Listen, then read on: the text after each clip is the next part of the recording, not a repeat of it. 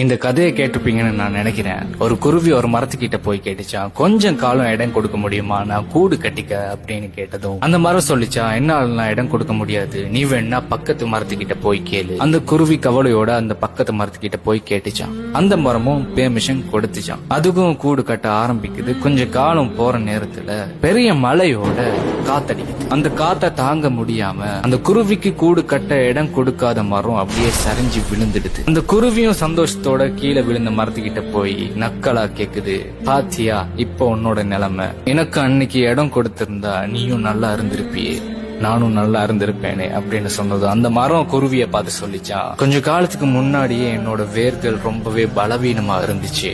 எப்படி ஒரு காத்து வந்துடுச்சுன்னா என்னால தாங்க முடியாதுன்னு எனக்கு இதுக்கு முன்னாடியே தெரியும். அதனாலதான் உனக்கு இடம் கொடுக்கல, நீயாச்சும் சந்தோஷமா உயிரோட இருக்கட்டுமேன்னு நான் நினைச்சேன் அப்படின்னு சொல்லிச்சான். மோரல் ஆஃப் தி ஸ்டோரி, நாம ஸ்டார்ட்ல நல்லவங்க நினைக்கிறவங்க கடைசியில கெட்டவங்களா தெரிவாங்க. நாம ஸ்டார்ட்ல கெட்டவங்க நினைக்கிறவங்க தான் கடைசியில நல்லவங்கன்னு தெரிய வருவாங்க.